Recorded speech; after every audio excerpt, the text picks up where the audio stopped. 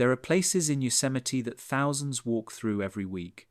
Calm trails, familiar trees, bright daylight on granite. Nothing about them suggests danger.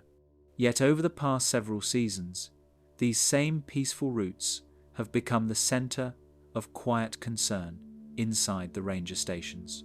Hikers have vanished in moments, sometimes only steps away from others, leaving behind tracks that end cleanly, belongings that appear placed, and silence that drops too suddenly to feel natural. Rangers reviewing the files do not speak with urgency.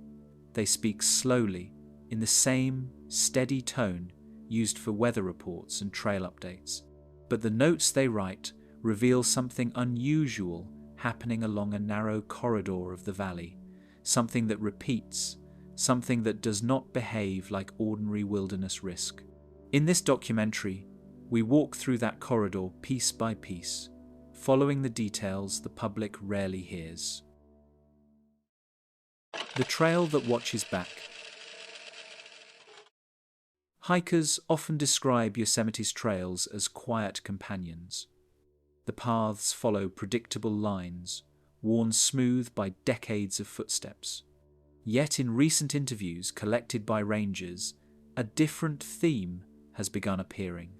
Visitors stepping into the narrow routes near Happy Isles, Clark Point, and Mirror Lake report an unusual feeling, one that is not fear, not tension, but a mild sense of being watched.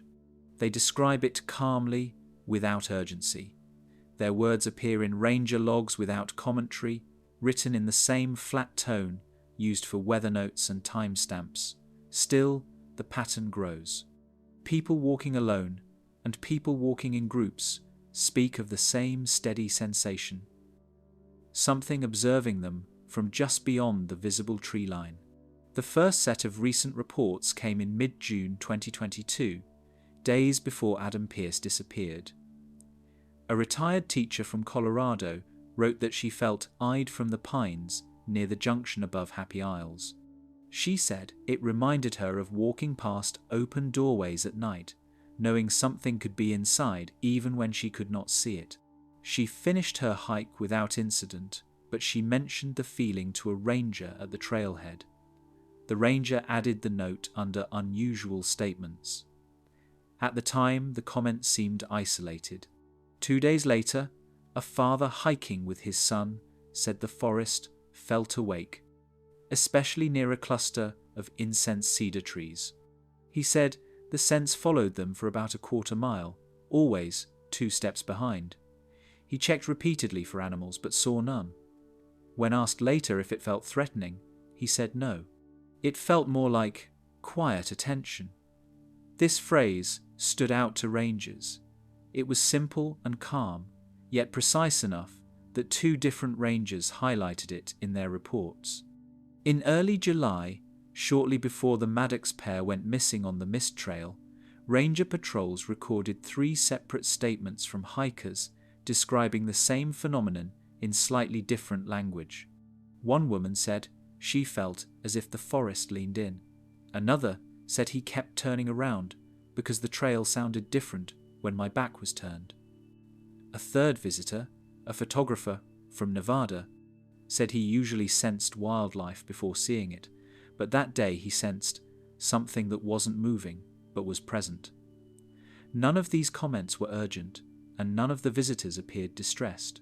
Still, the remarks accumulated in the logbook in a way that caught ranger attention.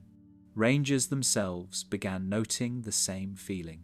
One wrote on July 28, while patrolling the connector near Clark Point, that he paused several times with the strong impression that someone stood a few yards behind him.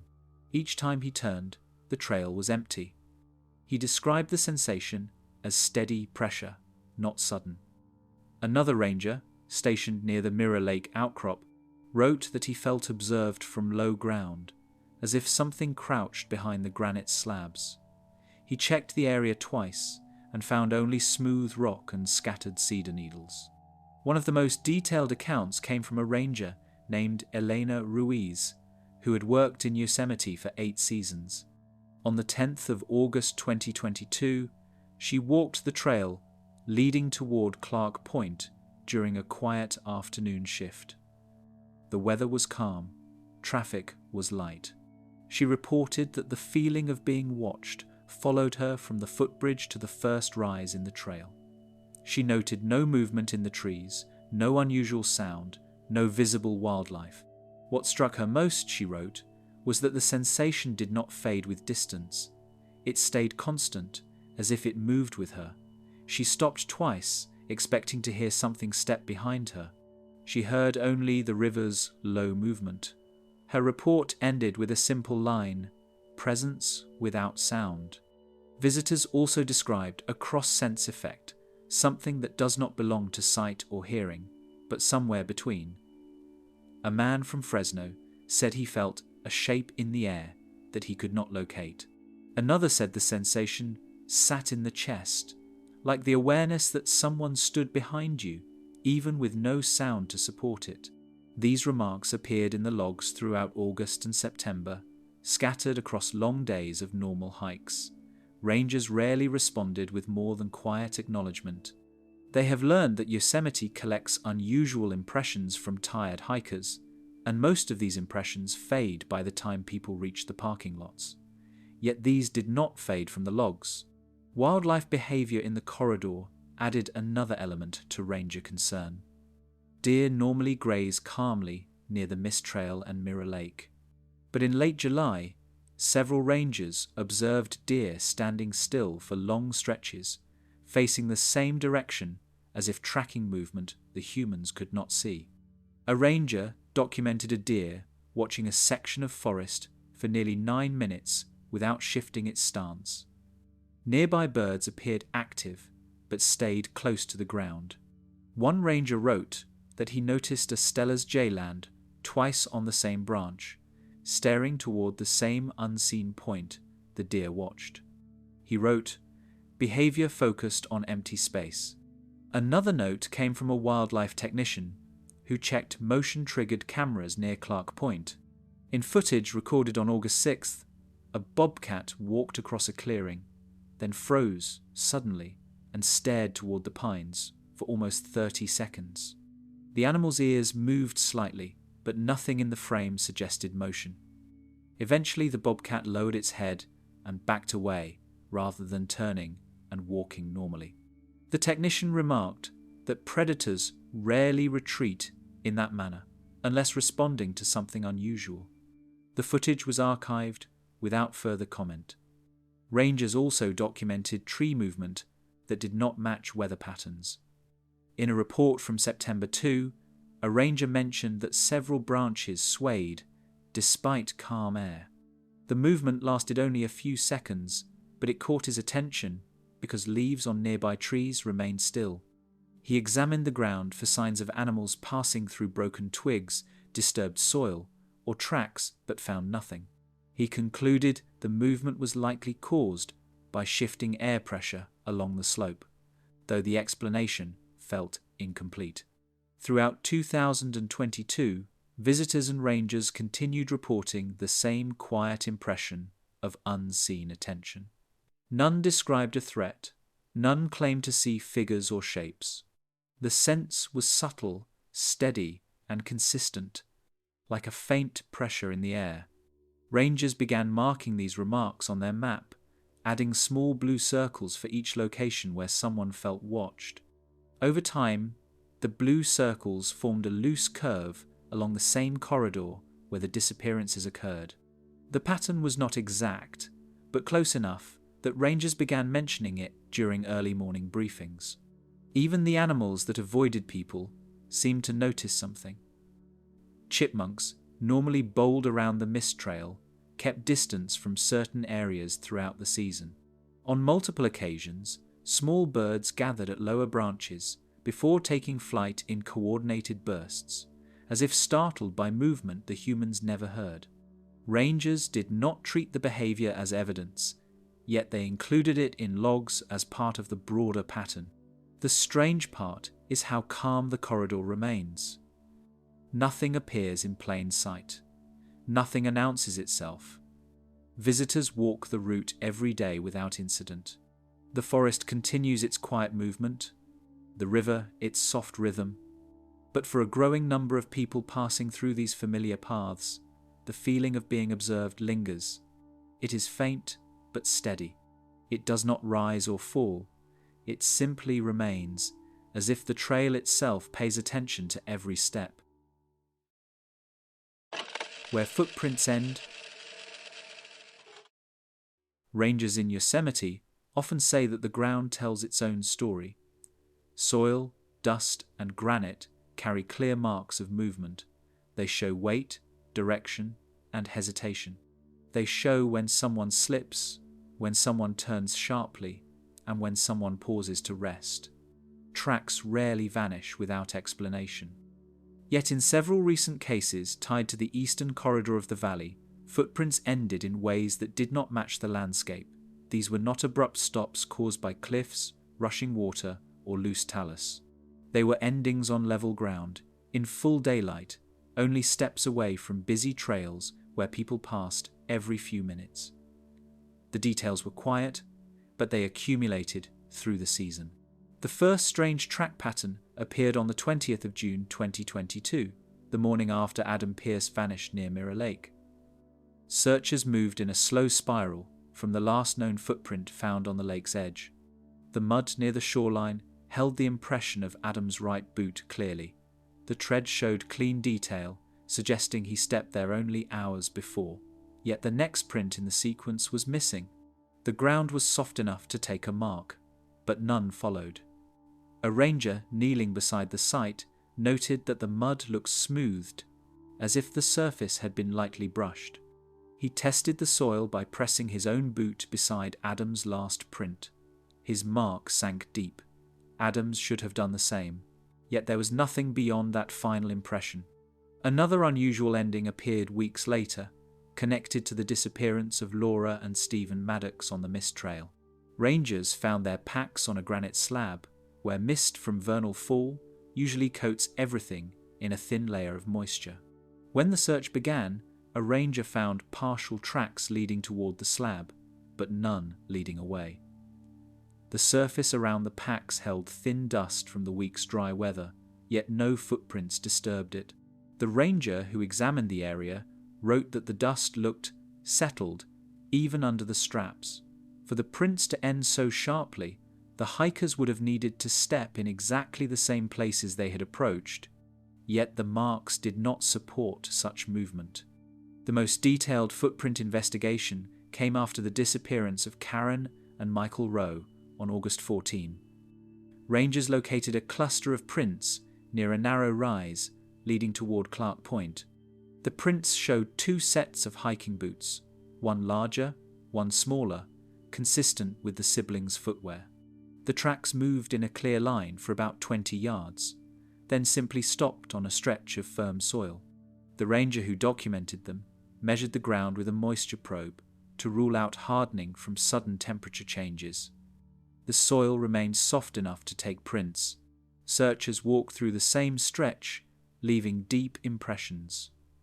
Yet the Rowe's tracks ended without transition. They did not fade. They did not scatter. They simply ceased at a point where the trail widened slightly.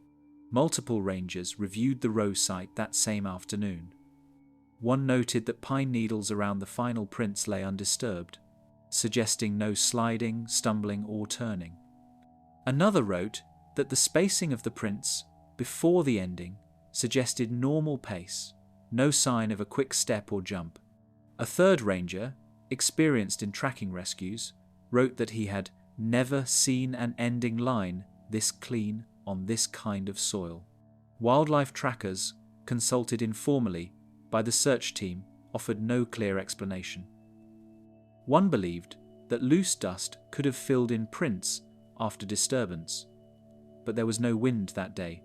Another suggested that the pair might have stepped onto a harder surface, but the ground around the prints was uniform. The trail edge nearby showed a mix of decomposed granite and soft clay, both capable of preserving tracks. Rangers documented the scene carefully, taking dozens of photos, yet nothing in the images revealed what happened beyond that point. In early September, another track anomaly surfaced in the same corridor, this time involving a young couple whose last GPS signal came from the northeastern side of Mirror Lake. Rangers found faint prints leading toward the smooth granite outcrop where several earlier pings had also ended. The granite surface, shaped by years of runoff, holds little texture. Normally, footprints do not show on it, but rangers sometimes find fragments of dust or sand that hint at passage. In this case, they found only 2 faint impressions on the lower slope of the stone. The next expected marks never appeared. A ranger wrote in the log, "Dust layer present, but undisturbed above the lower ridge." It was another ending that did not match the terrain. Some rangers began comparing the track endings with older reports stored in the station's small archive. They found a note from 2017, written after a brief search for a missing boy who later reappeared. The note stated that his footprints ended in clean soil, similar to the Roe case. Another report from 2011 described a hiker who went missing for 8 hours before returning disoriented, saying that the ground felt wrong. His prints had also ended abruptly before reappearing farther down the trail. Those earlier cases were considered resolved at the time, but the patterns gained new meaning when placed beside the 2022 incidents. Rangers also reviewed soil samples from the corridor. Moisture readings showed normal variation. Wind logs for the season showed steady patterns without sudden gusts that could erase tracks. Drone footage confirmed that no large animals passed through the regions where prints ended. The details pointed toward ordinary terrain, yet the tracks behaved in ways that did not align with typical trail conditions. Visitors rarely noticed these anomalies. They walked the same ground, stepping unknowingly over the places where tracks ended. The forest moved quietly around them. The river carried its sound through the valley. Nothing appeared disturbed. Nothing hinted at interruption. Yet for the rangers who studied the scenes, the endings raised quiet questions that stayed with them long after the searches closed. Today, the corridor still carries hikers daily. The soil still softens after rain. Dust still gathers on granite. Tracks still appear normally for most visitors. But in the memory of those who examined the disappearances, certain areas remain marked places where the ground should have spoken clearly, yet instead fell silent under the weight of missing footsteps. The objects left behind. Personal items left on a trail usually tell a clear story. Lost hats, dropped water bottles, and misplaced trekking poles follow predictable patterns. They fall during movement, gather dust, show scuff marks, or rest at odd angles. They rarely appear arranged. Yet, in the recent Yosemite disappearance cases, several objects were found in conditions that did not match normal loss. Rangers examining these belongings wrote careful notes, each observation steady and factual, but the combined picture left them with quiet unease. The items did not point to a struggle. They did not suggest panic. Instead, they looked placed set down gently in environments where nothing should rest undisturbed. The first unusual object surfaced during the search for Adam Pierce on the 19th of June 2022. His water bottle sat on a flat rock beside Mirror Lake, upright and clean. The bottle's base showed no scrape marks, and no dirt clung to the sides. Even more strange, the area around the rock held scattered sand and pine dust, yet the surface where the bottle rested looked wiped. A ranger crouched beside it and tried placing his own bottle on similar rocks nearby. Each time, the bottle angled slightly or slid on the smooth surface. Adam's bottle stood perfectly balanced. The ranger noted, without speculation, object appears intentionally set. When Laura and Stephen Maddox vanished on the mist trail, their backpacks offered another unusual scene. Found on a granite slab near Vernal Fall, both packs leaned against the rock as if waiting to be picked up.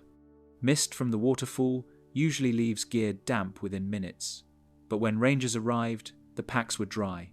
The outer fabric held no droplets and no grit stuck to the seams. Rangers examined the straps and clasps, expecting signs of quick removal or loose buckles. Instead, everything seemed neat. One ranger wrote, "No indication of hurried movement." Another added that the pack's positions suggested placement rather than collapse. During the search for Karen and Michael Rowe, 3 objects appeared in sequence along the corridor leading toward Clark Point.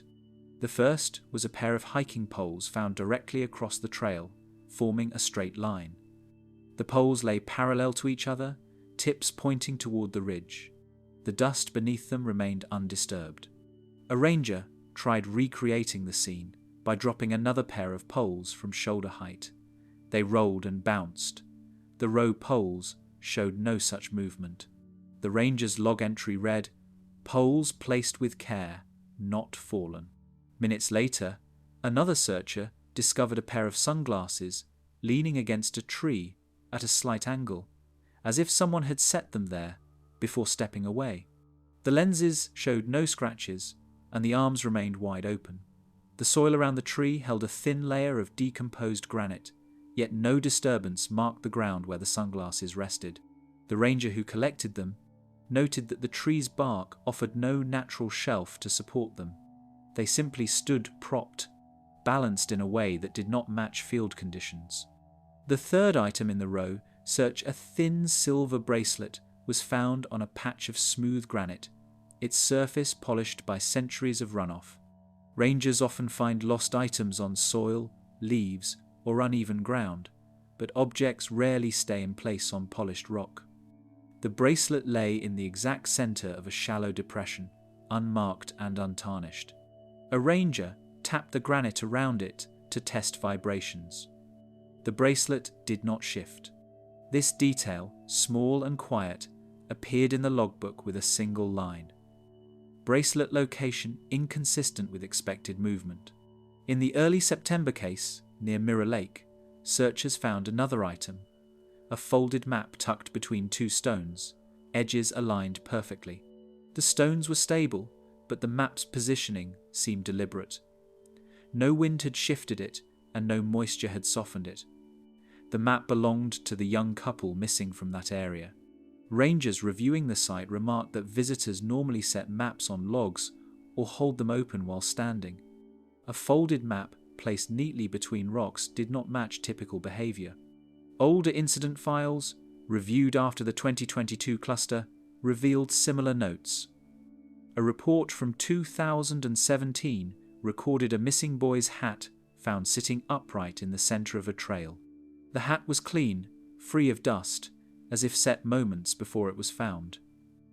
Another file, from 2011, described a metal hiking whistle placed on a flat stone beside the missed trail. The hiker who went missing that year reappeared hours later with no explanation, but the whistle's placement had never been resolved. Rangers handling these objects followed standard procedures: photographs, measurements, catalogue numbers, storage. Nothing in the items suggested foul play. They showed no signs of struggle or force. They were not ripped, bent, or hidden. Instead, the consistent pattern pointed toward quiet, careful placement. Some rangers discussed whether the belongings could have been set down by other hikers, but the timing and locations made that unlikely. Each item belonged to the missing individuals. Each was found along the last confirmed movement paths, and each appeared in spaces where random placement by others would have been noticed by passing visitors. The trails were busy during most of these searches. Families, photographers, and groups passed through regularly, yet no one reported seeing the items being left. Another detail troubled search teams: the objects never appeared scattered. In cases involving injury or distress, people often drop belongings in erratic ways. Items scatter across uneven ground. Straps fail. Zippers catch. Rangers noted the absence of these patterns repeatedly. The belongings in these cases held stillness, not just physical stillness, but a kind of intentional stillness, as if someone paused, placed them down, and stepped away without disruption. Today, those items remain stored in labelled evidence boxes inside the ranger station. Their condition has not changed. The water bottle remains unscuffed, the packs remain dry, the hiking poles rest in a cabinet, tips aligned. Rangers avoid theorizing in official documents, but the quiet question persists across their notes. How did these objects end up positioned so neatly in a landscape where nothing rests untouched for long? Visitors pass the places where these belongings were found without noticing anything unusual. The forest sounds normal. The river continues its steady run. Yet for those who handled the objects, the memory remains fixed small markers on a trail where the normal rules of placement and disturbance did not seem to apply. The silence in the trees. Silence in Yosemite is usually simple. It comes when wind settles, when animals pause, or when hikers move far enough from the river that its sound fades. Rangers are used to reading these patterns. Silence arrives softly, expands across the forest, then breaks with the next shift of air or distant call of a bird. But in the areas tied to the recent disappearances, silence has taken on a different shape. It does not drift in or out. It drops abruptly, evenly, and without natural cues. Visitors describe it without alarm, only with slight confusion, as if noticing a light switch change in a room they were not watching closely. Rangers note the same thing in their logs. They use calm language, yet the tone carries quiet attention. The silence is not simply absence of noise. It is a sudden stillness that feels constructed. The first recent report came from a pair of hikers on the 17th of June 2022, 2 days before Adam Pearce vanished. They walked the shaded stretch between Happy Isles and the first footbridge when the forest around them went flat, as they described it. They said the river sound disappeared for several seconds, even though the water flowed steadily beside them. In their statement they wrote, "No birds, no wind, no water," like something muted the whole place. They expected to hear at least the faint rush of the Merced, but the quiet held in place before sound returned all at once. They mentioned it casually to a ranger who wrote it down without comment. Similar remarks surfaced days later in the same corridor. A solo hiker from Oregon said she stopped mid-step when the forest fell quiet too quickly.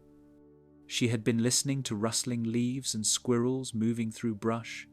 Then, with no shift in weather, the sound vanished as though placed behind a barrier. She described it as an empty space outside the noise.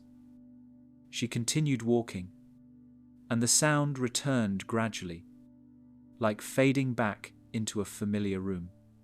The ranger who recorded her statement underscored the phrase "empty space."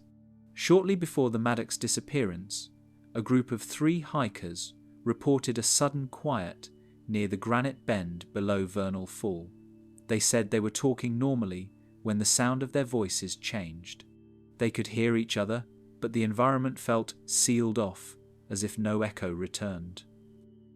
One hiker said it reminded him of speaking inside a heavy tent. The sound lasted only a moment before the roar of the fall returned.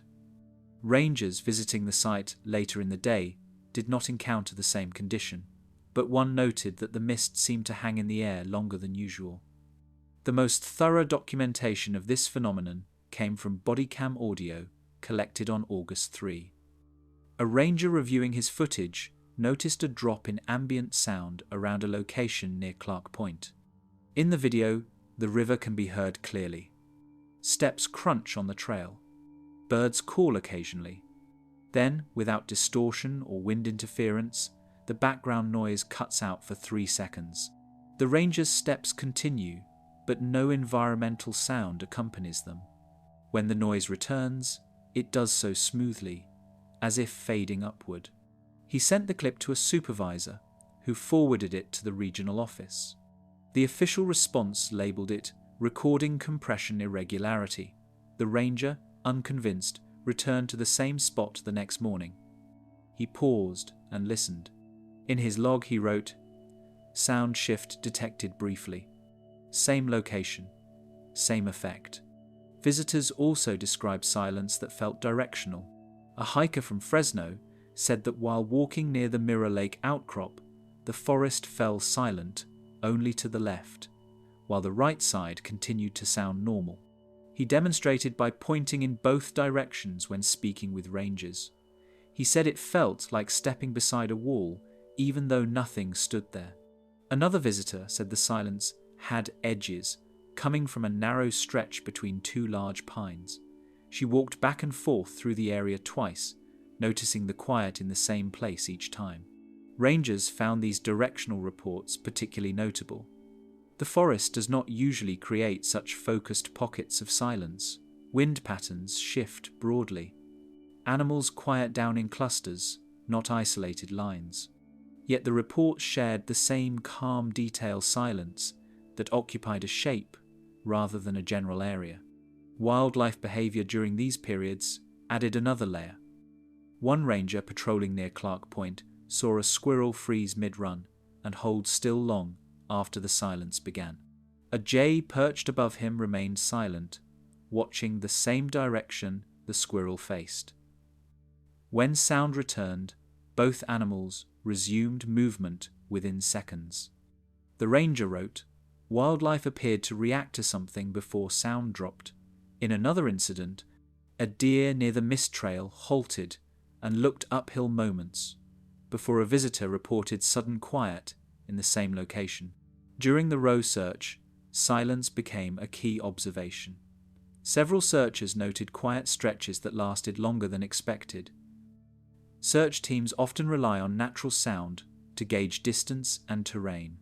They listen for calls from other teams, the river's tone, and the movement of wind through branches. But during portions of the search, these cues fell away with no matching shift in weather. A searcher wrote, "River muted, team radios clear, no ambient noise." Another wrote, "Stillness constant for full minute." These notes, calm and observational, echoed the same silence reported by hikers earlier in the summer. One ranger compared the silence patterns with older data. Archived documents from 2011 and 2017 contained references to sound anomalies in the same corridor.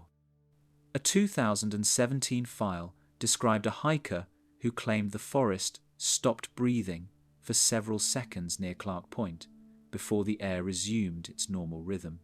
Another noted that the Merced River sounded far away, though it flowed only yards from the trail.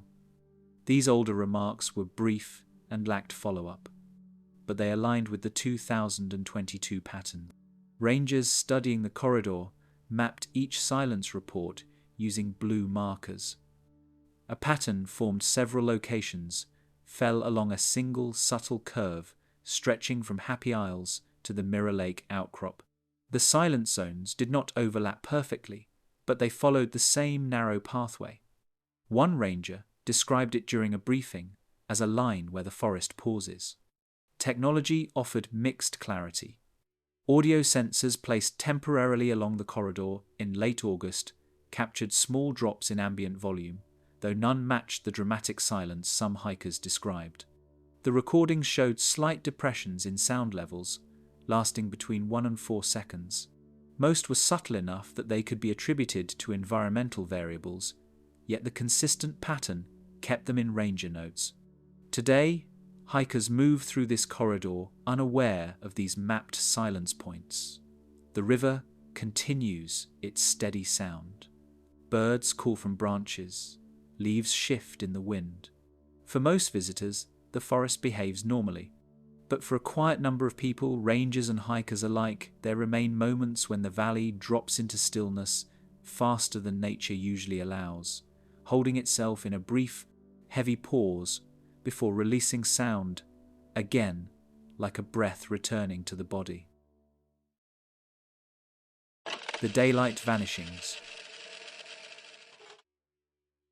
Most disappearances in wilderness areas happen under familiar conditions. Nightfall, storms, fatigue, wrong turns, accidents near water, or unexpected drops in temperature. But the recent Yosemite cases do not follow those patterns.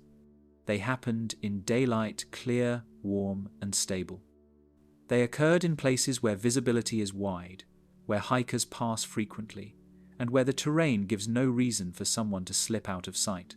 Rangers reviewing the files noted again and again that the timing of these vanishings did not match the usual risk windows.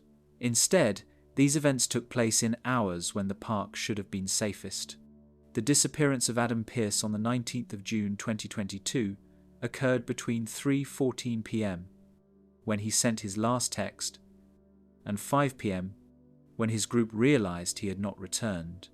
The light during that time remained strong across Mirror Lake. Tourists photographed the shoreline, the bridge, and the granite reflections. Several hikers recalled seeing a man matching Adam's description earlier that afternoon, moving at a normal pace with no sign of distress. Nothing obscured the lake that day. No fog, no storm fronts, no sudden temperature shifts. The water lay flat. The air was still. The only missing detail was Adam himself, who vanished in the brightest part of the day. The Maddox disappearance on July 1 also unfolded under clear conditions. The mist trail that afternoon was crowded. Rangers estimated that more than 250 people passed the section near Vernal Fall within the hour when the pair disappeared. The photo taken at 1:41 p.m. places them firmly in open view. Sunlight reflected off granite, mist drifted evenly. The trail remained dry except near the water's edge. Yet sometime between that moment and 2:10 p.m, the hikers were no longer there. Their packs stayed behind, untouched, visible from the trail. A ranger later said, "There's no blind spot big enough to hide two people in that window." This comment entered the internal notes, underlined once. In the Rowe siblings case, on August 14, daylight conditions were even more pronounced. The siblings reached the first switchback above Happy Isles shortly after 10 a.m. The sun was strong but not harsh. Shadows stayed short. Visibility stretched far across the corridor. Multiple groups passed near the area where the Rowe's poles and sunglasses were later found. Some hikers remembered seeing the gear. None remembered seeing the siblings leave them. The first item appeared at 11:22 a.m. on a trail with consistent foot traffic. A ranger pointed out that the time frame was tightly boxed, with hikers passing every few minutes. No one reported hearing distress, running, or calls for help. The trail stayed open and calm. Yet the Rows were gone. Another case from early September involved the young couple near Mirror Lake. The couple took photos around 3 p.m. They stood near the lake's edge, surrounded by families and groups moving between viewpoints. The GPS signal from their phones placed them 6 feet from the granite outcrop, often used for pictures. The area remained busy until dusk, but not crowded enough to obscure movement. Rangers interviewed more than 20 people who walked past the site during the window when the couple disappeared. No one remembered seeing them leave the lakeside. No one reported anything unusual in the air, sound, or water. The weather station at Yosemite Valley recorded clear conditions and steady temperature that day. Rangers reviewing the timing patterns noticed another shared detail. None of the disappearances happened near the transition times, when shadows lengthen and depth perception changes.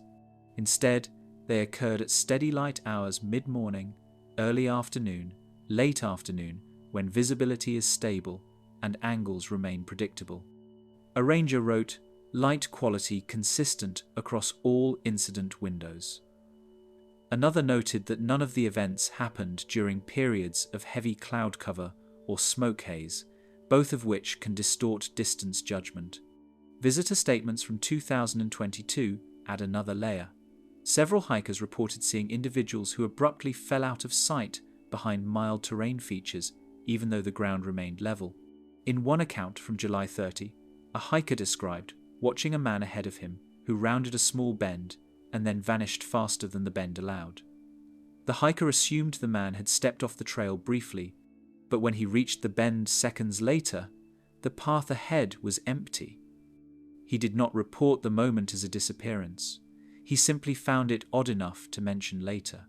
Another witness near the Mirror Lake corridor said she saw a woman walking ahead who went behind a tree and didn't come out the other side, though the tree was too thin to obscure someone for more than a moment.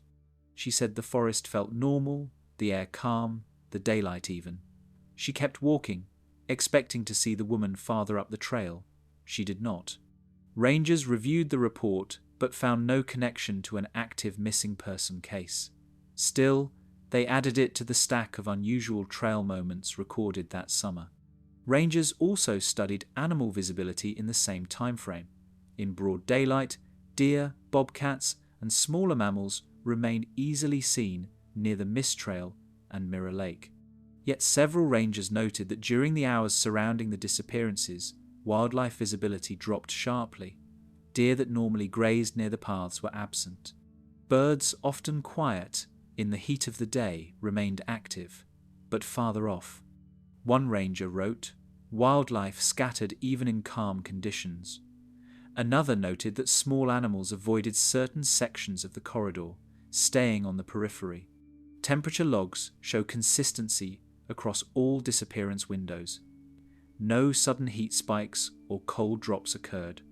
Humidity stayed within normal range. Air pressure readings remained steady. A ranger coordinating the row search commented, "Nothing in the atmosphere changed when the event happened." This observation matched the logs from the other cases. Nothing environmental pointed to a reason someone would wander off trail, fall, or become disoriented in clear light. Trail cameras also revealed daylight stability. Images taken minutes before and after the Maddox disappearance show hikers moving normally. Nothing blurred, nothing shifted in brightness. In the Row case, the Happy Isles trail camera captured dozens of visitors moving in both directions. Everyone appears calm, light remains even, no shadows distort the frame. The siblings appear only once entering the trail. They do not appear again. The pattern across all these cases remains simple. The vanishings occurred when they should not have. Daylight offered clarity. The trails were open. The weather was steady. Yet people disappeared in the brightest hours, in calm conditions, sometimes only steps away from others. These daylight vanishings add another quiet layer to the mystery of the corridor events that unfolded in plain view, without noise, without warning, and without the natural cover that usually explains why the wilderness loses someone. The calls that never reached anyone. Communication failures in Yosemite are common in high country ridges and deep canyons, where granite walls block cell towers and weather disrupts radio signals. But the recent disappearances in the valley's eastern corridor did not occur in those remote places. They happened on trails where phones normally register at least a weak signal, where GPS pings often succeed, and where check-in messages usually pass through without issue. Yet in several of the 2022 cases, calls and texts either failed entirely or vanished from logs, leaving rangers with windows of silence that did not match the technology available or the terrain. The earliest clues surfaced in the case of Adam Pierce. Adam sent his final text at 3:14 p.m., saying he would return to camp soon. His friends attempted to call him at 4:05 p.m., 4:17 p.m., and 4:32 p.m. Every attempt rang once, then cut to silence, not voicemail silence. The calls did not fail in the usual way poor signal calls do. There was no long pause before a disconnect. There was no delayed tone. Each attempt ended abruptly, the line dropping before the system could register the call's status. When rangers examined cell tower records at the request of the family, no connection attempts appeared in the network history for those minutes, even though screenshots from the friends' phones clearly showed outgoing call attempts. A ranger wrote, "Outgoing calls appear locally, but not in system logs." During the Maddox incident on July 1, a different communication issue emerged. A hiker descending the Mist Trail captured a brief audio clip on her phone, that she believed recorded someone shouting behind her. When rangers listened, the background noised the waterfall, hikers' footfalls. Voices came through normally until a 2-second gap of complete silence appeared in the recording. The sudden mute did not match the pattern of mic obstruction or wind interference. After the silence, the recording resumed cleanly. The woman insisted she did not touch the phone during the clip. Rangers marked the issue as audio dropout, cause undetermined. In the Rowe siblings case, rangers reviewed the siblings' phone activity after the search began. Records showed 2 outgoing emergency call attempts at 11:16 a.m. and 11:17 a.m. Neither connected. The valley floor had partial signal that day, and dozens of visitors made successful calls from the Happy Isles parking area during the same hour. Yet the siblings' attempts never reached the dispatch center. The emergency system logs showed no missed or incomplete calls from their number. The siblings' phone carriers confirmed that the devices attempted the calls, but the system received nothing, as if the signals were blocked at the source. A ranger noted, "Location suggests accessible network, cause unclear." Another detail emerged during interviews. A hiker who passed near the Rowe Trail between 11:20 and 11:30 a.m. said he heard a sharp electronic tone behind him, not a ringtone, but a single clipped note. When he turned, no one was there. He assumed it came from another hiker's backpack. It was only later, after hearing about the disappearance, that he mentioned the detail to rangers. They did not treat it as evidence, but added it to the log due to similarity with other isolated sound reports from that season. In early September, when the young couple near Mirror Lake vanished, their phones attempted to upload GPS data to a fitness tracking app at 3:18 p.m. The upload failed. Normally, failed uploads appear in the app's log with timestamps. In this case, there was no record of error. The data simply stopped. The last partial coordinates placed them near the granite outcrop where other signals had ended. Their families later provided phone records to investigators, but those too showed a blank period from 3:18 onward. One ranger wrote, "Signal interruptions consistent with obstruction, but terrain does not support obstruction." Rangers compared these gaps with communication data from hikers in the same areas on the same days. Other visitors sent texts, uploaded photos, and made brief calls within minutes of the disappearances. One family even live-streamed part of their Mirror Lake walk during the window when the couple vanished. Their signal remained stable. This contrast troubled search coordinators. A ranger wrote, "Signal appears selective, not universal." Older logs provided further context. A 2017 missing person case near the Mist Trail included a note about a hiker who attempted to call her partner 3 times before she became disoriented. The calls did not fail, they simply did not appear in the partner's call history.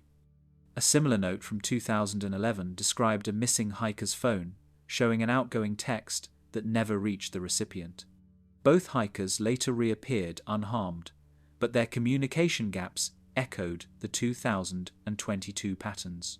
Rangers also examined radio logs from search teams.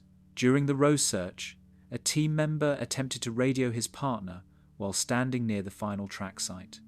The radio crackled once, then cut off entirely. When he switched to the backup channel, the device remained silent for 10 seconds before reconnecting. The ranger noted that his view of the sky and surrounding cliffs should have allowed clear transmission. He later wrote, "Momentary dead zone inconsistent with topography." A volunteer who assisted with the Maddox search mentioned that her GPS unit reset twice while she walked near the granite slab where the packs were found. She said she did not drop the device, and the battery remained above 80%. She had used the same unit on dozens of hikes without issue.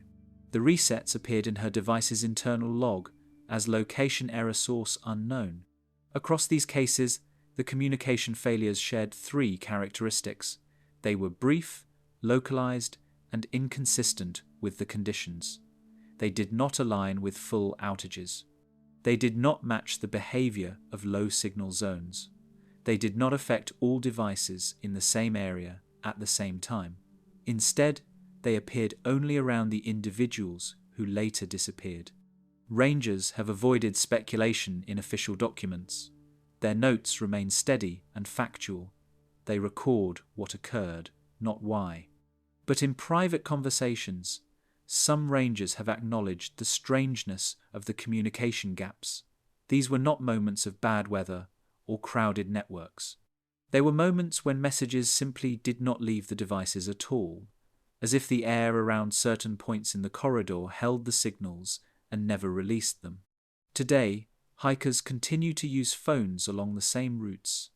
Their messages send, their calls connect, their GPS tracks update normally.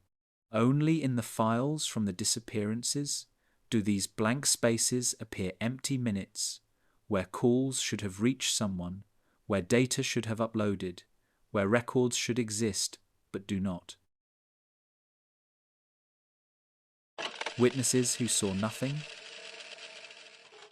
In most missing person cases inside national parks, at least one witness reports a moment that stands out: a sound, a movement, a glimpse of someone turning off the trail or stumbling near an edge.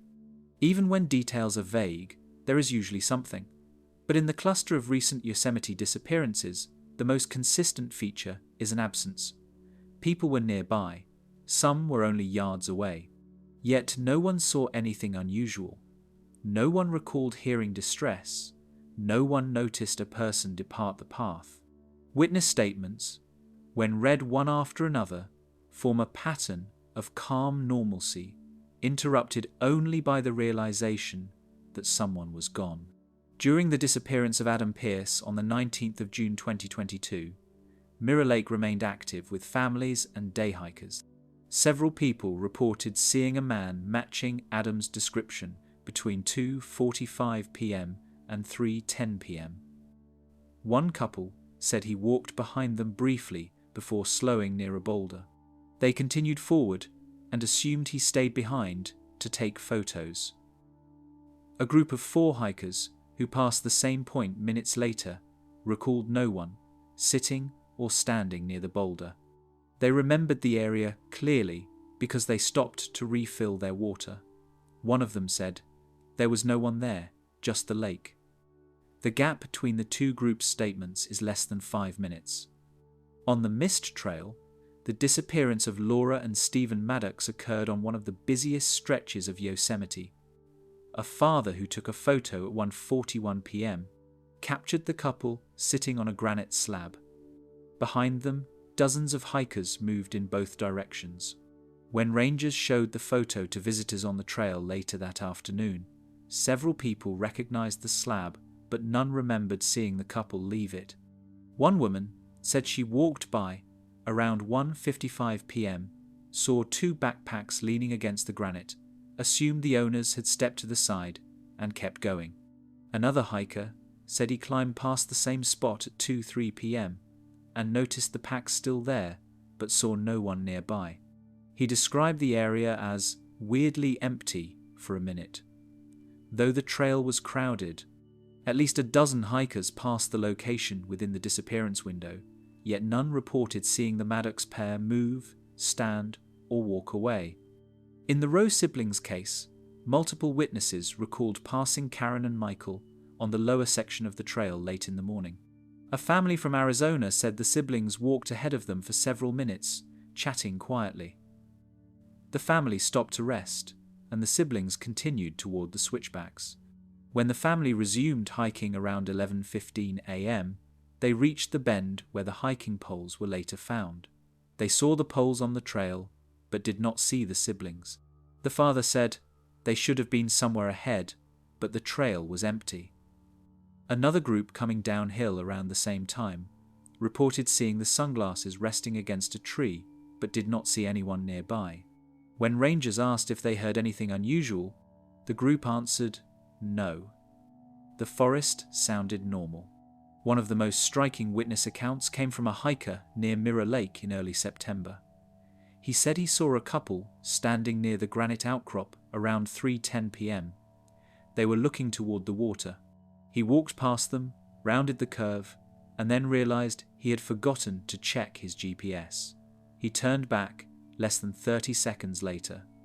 The outcrop was empty. He told rangers, "I expected to see them take a different path, but there's nowhere to turn off."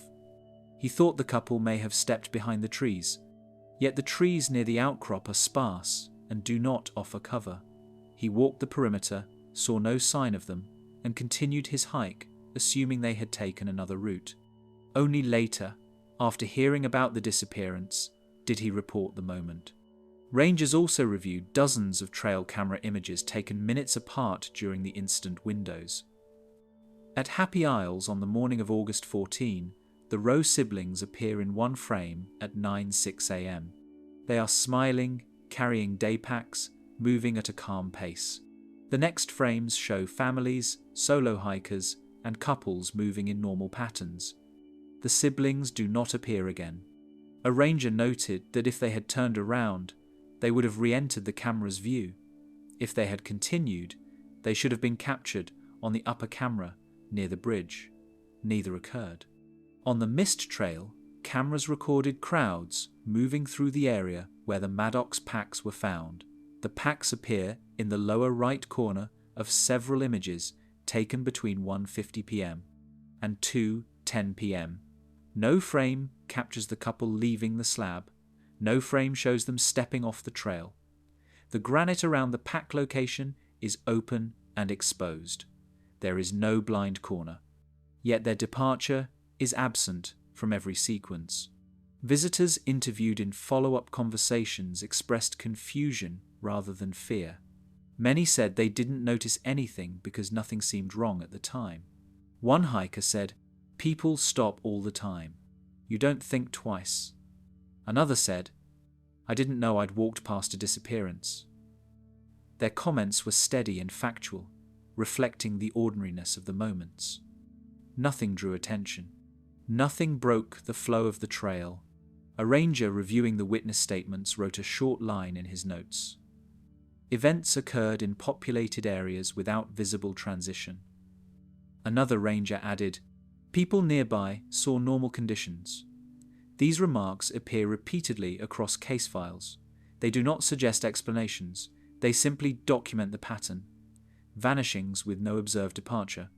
Wildlife observations from witnesses carried similar neutrality. A couple descending the mist trail around 2 p.m.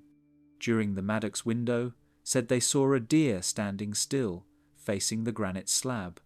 They did not think much of it until later, when rangers asked if they noticed anything unusual. They replied that the deer seemed unusually still but did not associate it with the disappearance. Another witness near Clark Point recalled hearing birds go quiet for a moment before sound resumed. At the time, the moment felt natural. Rangers reading the statements later noted the same recurring theme. Many people were close, sometimes within steps. They saw nothing, they heard nothing, they felt nothing that suggested a problem. The disappearances unfolded quietly inside normal scenes, as if the moment of transition, the moment someone left the visible world of the trail, was simply not visible at all. Today, visitors continue to walk those same routes, stopping at the same granite slabs, leaning on the same railings, pausing at the same bend. They take photos, sip water, check their phones, and pass others without noticing anything unusual. The witnesses from the 2022 season did the same. Their memories record only calm moments. And in the spaces between those calm moments, someone was gone. The pattern rangers won't discuss.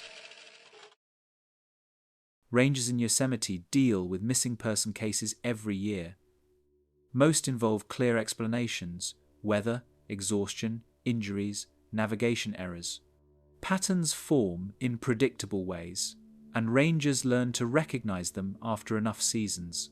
But when they began comparing the recent disappearances in the valley's eastern corridor, they noticed details that did not fit any of the usual categories.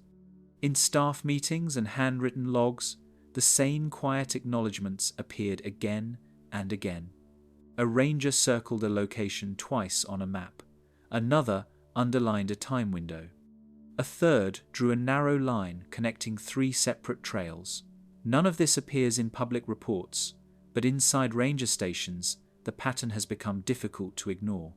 The internal map that sparked the most discussion was first pinned on the wall in late July 2022. Red markers indicated the last confirmed locations of each missing hiker. The points formed a clean arc stretching from Happy Isles to Mirror Lake, passing near the mist trail and underlying the slope toward Clark Point. A ranger described it as too neat, not because the incidents were identical, but because they stayed tightly contained. Disappearances normally scatter, drifting across difficult terrain or remote ridgelines. These, however, stayed inside a 2-mile band with regular spacing. One ranger wrote in the margin, "Unnatural clustering for this terrain." A second layer was added in early August, when rangers began marking silence reports in blue.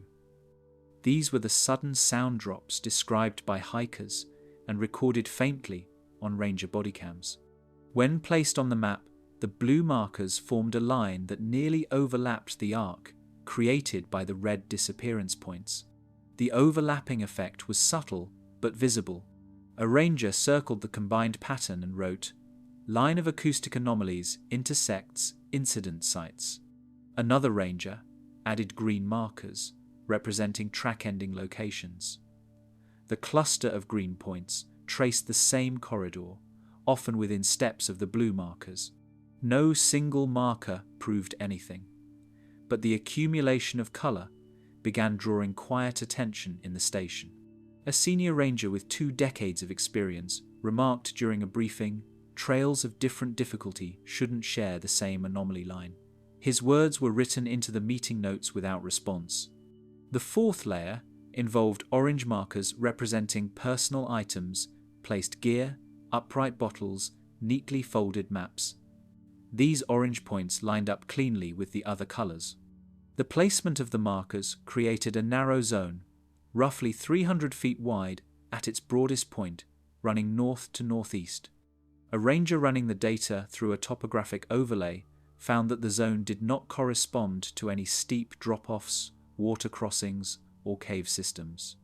Instead, it sat on stable ground, moderate slopes, and well-travelled paths. In his notes he wrote, "Concentration unrelated to hazard features." The fifth layer black markers represented communication gaps. Call failures, GPS freezes, and missing emergency signals occurred in the same corridor where the other markers clustered. A ranger reviewed the signal coverage maps and found no reason for the interruptions. He marked 2 spots near Mirror Lake where signals repeatedly failed during the disappearances, but worked fine both before and after. His note, "Localized, not systemic." Rangers presented a brief summary of the pattern to a regional liaison on August 22, but the meeting notes remained short. The liaison acknowledged the clustering, but attributed it to increased foot traffic and reporting sensitivity. He recommended better signage and extra patrols. After he left, one ranger wrote, "Pattern not addressed," then underlined it twice. Some rangers privately discussed whether geological features might explain the clustering. Yosemite's granite faces and talus slopes can warp sound and create dead zones for radio signals. But the corridor in question has fewer of these features than other parts of the park. Its paths are open, gently sloped, and visible. A ranger familiar with acoustic modelling noted that sound reflections in this region are consistent and predictable. He wrote in his log, "Echo lines do not support observed silence pockets." Another ranger suggested mapping wildlife behaviour.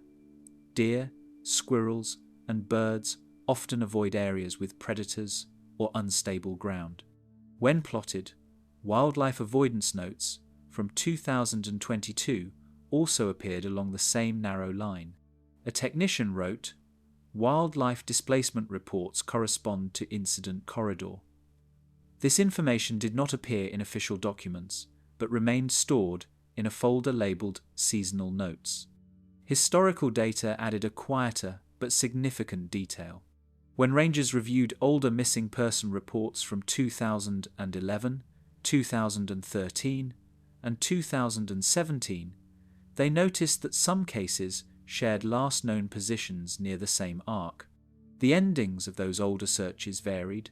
Some were found alive, some required rescue, some were resolved days later, but the initial points of confusion aligned with the modern corridor. A ranger wrote, "Earlier seasonal cases suggest long-term pattern." Despite the accumulating evidence, rangers avoided discussing the arc openly with the public. The National Park Service typically refrains from connecting incidents without clear cause, preferring to treat each disappearance independently to avoid speculation. Rangers followed this policy, keeping the maps internal. But in daily station conversations, the pattern continued to surface. A new ranger who joined mid-season noticed the clustered markers and asked, "Why are they all in a line?" Another ranger responded only, "It's been like that all summer." A visiting fire crew member who saw the map during a break asked if the line represented a fault trace. A ranger shook his head. "Not geological," he said quietly, "just where things keep happening." One of the most telling moments came during a night shift in early September. Two rangers reviewing trail camera footage began marking timestamps on their own printed copy of the map. One pointed to the stacked markers and said, "It's like the corridor chooses the window." The other ranger did not respond, but he drew a thin pencil line along the center of the cluster, tracing the arc from one end to the other. He did not label it. He simply set the pencil down and walked away. Today, the map remains inside the ranger station, not displayed publicly, but not removed either. The colored markers fade slightly with each passing month, but the shape they form remains clear, a narrow band of land where multiple categories of anomalies overlap. Rangers still walk the trails, still assist visitors, still answer questions with calm reassurance. But those who worked the 2022 season often glance at the faded map before heading out, tracing the arc with their eyes, acknowledging quietly the pattern that appears again and again, but is never discussed outside those walls. Inside the ranger meetings, rangers rarely speak openly about internal briefings. Most meetings focus on logistics, weather updates, trail maintenance, wildlife reports, and routine safety reminders. But during the summer and fall of 2022, the tone inside Yosemite's valley offices shifted. Meetings grew quieter, discussions stretched longer, the same questions resurfaced with no clear answers. Rangers, who had worked multiple seasons, noticed the change not in what was said, but in what was not.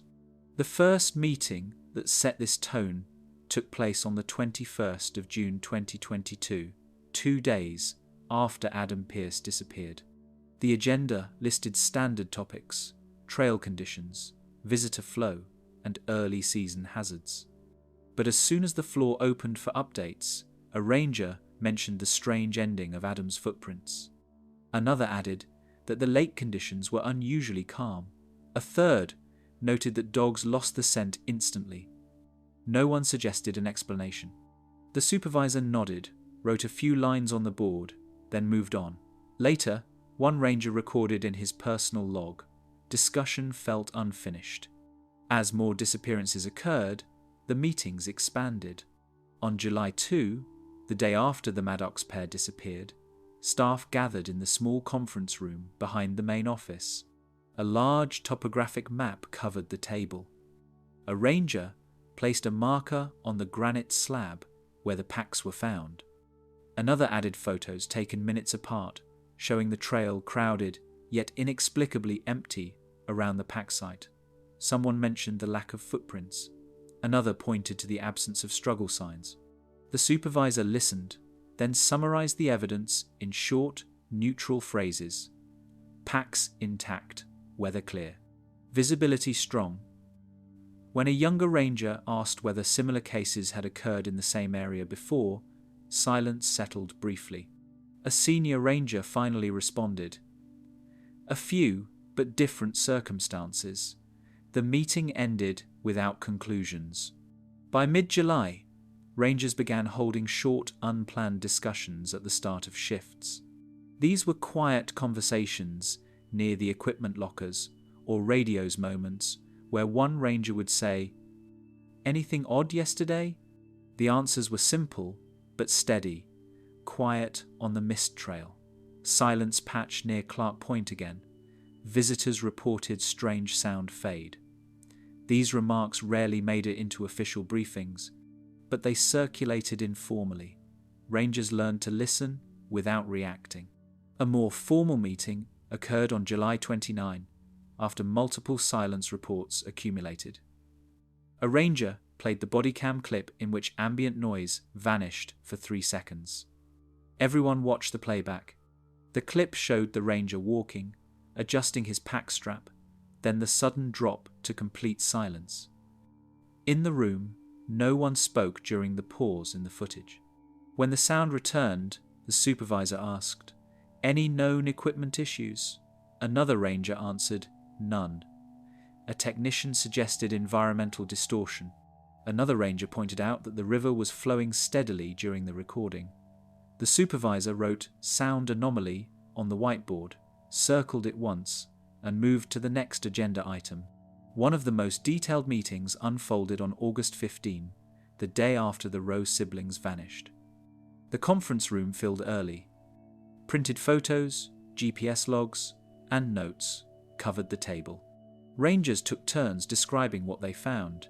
The hiking poles laid cleanly across the trail, the sunglasses resting against the tree, the bracelet positioned on smooth granite. Every item appeared placed, not dropped. A ranger who had catalogued the objects said, "It's like someone lined them up along the trail." Another ranger countered softly, "But why? And how, with no one seeing anything?" The room fell still. The supervisor reminded everyone to stick to observable facts. The meeting ended with a directive to increase patrols, but not to mention the developing pattern to visitors. Inside these meetings, the question of timing emerged repeatedly. A ranger assigned to reviewing trail cams pointed out the short intervals between sightings and disappearances. "Some gaps are less than 30 seconds, he said. Another ranger added, "Crowds nearby and yet complete disappearance. No transition." They examined maps showing hiker flow. They compared timestamps from cameras and witness photos. One ranger traced the narrow corridor where the disappearances clustered. He tapped the map lightly and asked, "How does this keep happening here?" The supervisor did not respond directly. He said only, "Focus on what we can verify." Throughout August and September, the meetings grew more cautious. Rangers noticed that certain topics, like the overlapping patterns on the internal map, were addressed with shorter and shorter sentences. A ranger might say, "Another silence report at the same bend," and the supervisor would acknowledge it with a nod, marking the location without elaboration.